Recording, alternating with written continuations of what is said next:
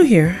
I'm Ursu Joshi Supreme Green Tea Gal, constantly at war with myself to either make more big brain content or just 8 minutes of jokes and call it a job.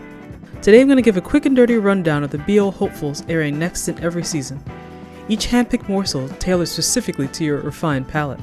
Let's dig in.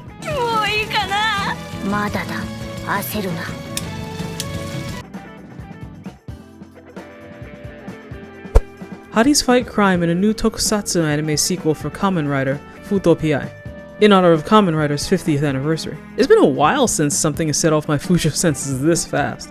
Hard-boiled detective besties Shotaro and Philip, say it with me now, merge into one legendary superpower being, Kamen Rider W. They use cutting-edge tech to protect their city from not-too-distant future baddies, the Dopants, who use that same tech to commit crimes, wreak havoc, and generally up everyone's day. Futante has a simple premise with high-style execution, which I like, and it's another contender for my new favorite BL genre, fighting the forces of evil with my new boyfriend. Perhaps you've heard of it?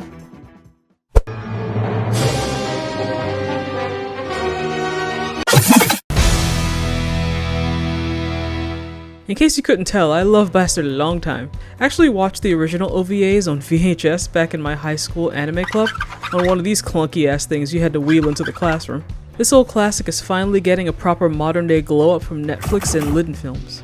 It'll be directed by Ozaki Takaharu, who worked on 2014's moody, hyper-violent Terraformars, and the controversial Goblin Slayer. So clearly he's used to that dark, visceral, and weirdly sexual energy that a Bastard adaptation would need to be faithful to the source material. Let's hope everyone remembers that Bastard was also a comedy. Anyway, if you missed my anime transformations that are secretly about sex video, TLDR, Bastard is a slightly bonkers anime about resurrecting Dark Schneider, a cocky, oversexed wizard, to fight in wars and protect all humanity from supernatural evil. You know, anime's oldest profession. Dark Schneider doesn't always care for being kept on a leash, of course. But even as the saltiest cracker in the box, he heeds the anti-hero's call to action, and with as much cackling and nudity as possible. But is it BL though? Yeah, kinda. A, it's only ever implied that Dark Schneider is a ladies' man without actually acting like one most of the time. And B, he's a nude dude. I found constantly nude male anime characters tend to fall somewhere on the spectrum. I mean, there's a reason LGBT-friendly Netflix scooped this up, especially if that threesome from Castlevania was any indication. Honestly, this series was made for them. So here's hoping we'll be able to add Dark Schneider to the ever-growing list of anime bicons.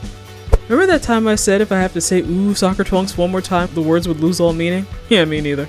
So if you still care what the plot is and aren't just gonna watch it on principle like me, Shoot Gold to the Future centers around Atsushi Kamiya, a former courageous captain of a once world-renowned Italian soccer team that kind of fell from grace over the years, and Hideto Tsuji, a classmate of Atsushi's and a student at Kakegawa High School, who lost interest in the team and maybe the sport entirely.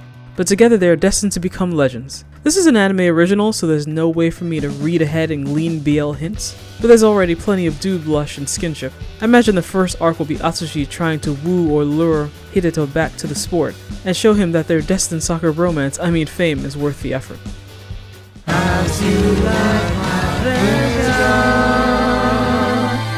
Technodroid Overmind will be scratching the male idol itch this season as Bishonen androids sing for the huddled masses, single-handedly providing much-needed serotonin for all the humans and androids currently living in what's now Waterworld. Because anime is so woke now that even simple idol shows have to remind us about climate change. Hey, thanks for coming out tonight. We really had fun singing for you guys. But you know what's not fun? Global warming! Subtle message aside, it'll still manage to have a competition element to it as each wretched, beautiful mandroid group vies for that #1 spot. Technodroid the anime, not to be confused with the adorable smartphone game that inspired it, is the newest offering from Studio Dogakobo. Granted, half their stuff is just cute girls doing cute girl, but the stories that feature male leads tend to arrive with an avalanche of dudes or skew sometimes overtly homoerotic. I've mentioned several Studio Dogakobo anime on this channel already, and I have a full romantic subtext episode from Majestic Prince on the way.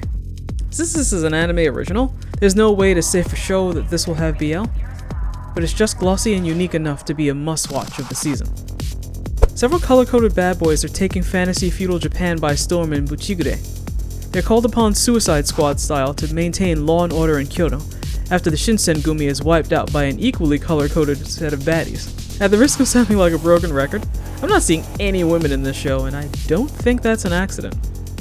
Mori no Kuma-san Tominchu, or Bear of the Forest is Hibernating, is the newest true yaoi thirst trap anime to hail from Comic Festa. It looks like just the sort of wild out-of-pocket, horny on main nonsense fans of Murudase Kentaro would be hankering for. So whatever passes for the plot, Noah, a beefy bear that lives in the woods, adopts a new literal puppy pup, Airi, just before hibernating. Months later, he wakes up to a now adult Airi who's been suckling him and still hasn't been weaned yet. I swear yaoi is always trying to out-weird itself. I'm gonna just ignore that he can manage to get milk from an adult male of a completely different species, and just appreciate that this thing exists at all. Everyone's favorite tennis twunks are back in a new sequel OVA for Prince of Tennis. Now I've only seen bits and pieces of the original series, and a handful of the movies, but I still managed to see how low-key homoerotic this franchise is and continues to be. Since this is sports anime first and gay innuendo second, the actual BL tends to be somewhat subtle. But 2022 might be the year that this franchise finally ripens. Kamikuzu Idol is flipping the script on male idol shows. Unlike his hyper-enthusiastic partner, the MC Yuya is just kinda half-assing his way through the idol life. He's losing the crowd and any patience his manager may have had for him. But all that changes when he's possessed by the ghost of a very talented female idol, whose time on stage had been tragically cut short. I've noticed this a new trend in quasi-BL shows where they like to play fast and loose with the gender identity of the main character. See also Winter's Fantasy Bishoujo, where in all cases the MCs needed some sort of buffer or excuse for their burgeoning feelings for other men. In that, "Oh no, I'm a girl now and I just realized I love him, Uwu," sort of a way. In Kamikuzu Idol's case, the gender fluidity is played for laughs, of course, because a guy acting like a girl is still laugh-out-loud funny to some people. They could have just had the MC get possessed by a different dude who actually wanted to be an idol, but God forbid you make me happy. Studio Science Saru is blessing us with a movie adaptation of Hideo Furukawa's bestseller Heike Monogatari Inu Ou no Maki. Inu Ou will be a rock opera of all things, about two guys that don't let their physical differences stop them from achieving greatness. MC Inu Ou is covered head to toe 24/7 to hide his unique body, and one day he sees Tomona, a blind biwa player around his age, singing for change in the town square, and his sick beats make Inu Ou realize he's got moves like Jagger. Since this is a BL channel, you've probably already guessed that Inu Ou and Tomona quickly become completely inseparable.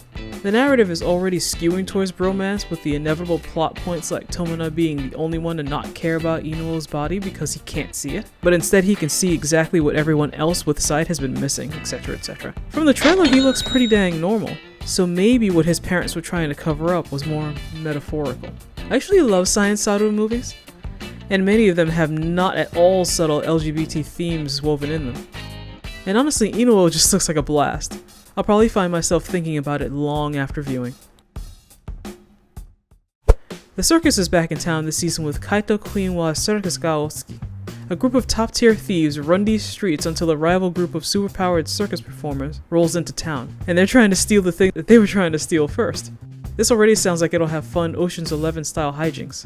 Expect double crosses, costume changes, and a cameo from Vincent Cassel. What pricked up my Fujo ears was the fact that the leader of this gang of thieves calls himself Queen, regardless of gender. Fuuto P.I is getting a new film series. Okay, granted it has many males and a reverse harem setup more than BL, but I'm still excited.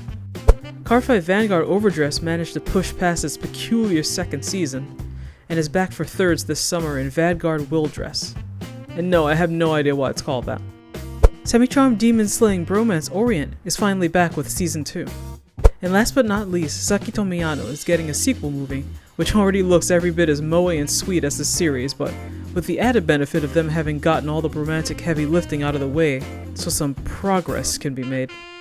Anyway, that is it from me. Which of these are you most looking forward to? Let me know in the comments below. Like, share, and subscribe, and feel free to check out the other BL-laden content on this and the sister channel. Thanks for watching, and please enjoy another tasteless end plate. Bye for now.